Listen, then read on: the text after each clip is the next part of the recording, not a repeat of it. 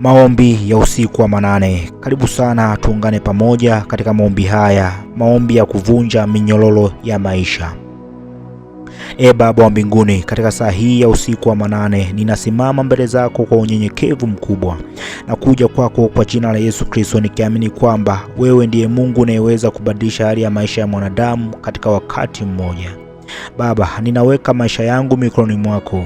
Ninaomba uvunje kila minyororo na kila roho inayofunga maendeleo yangu, kila kifungo kinachonizuia mafanikio yangu, na kila nguvu ya giza inayopinga hatima yangu iondoke kwa jina la Yesu Kristo.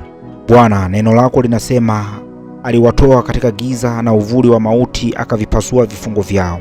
Bwana, kama ulivyopasua vifungo vya watu wako katika neno lako, na mimi ninaamini kwamba katika saa hii utapasua vifungo vyangu. Kila mnyororo wa maisha yangu na iamuru ivunjike sasa kwa jina la Yesu Kristo.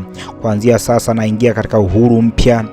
Milango yangu ya baraka inafunguka, milango ya kifedha na kibali inafunguka katika maisha yangu.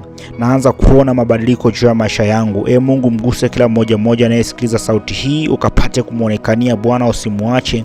Masaa haya Kristo, tuko mbele zako, tunahitaji Mungu kapate kugusa maisha yetu.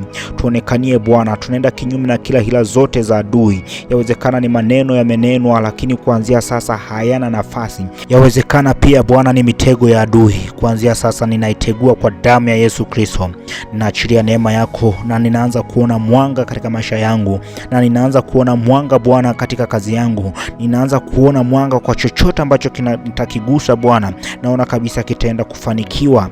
Kuanzia sasa tunasema asante. Kwa yote ambaye unasikiliza sauti hii, sema amen.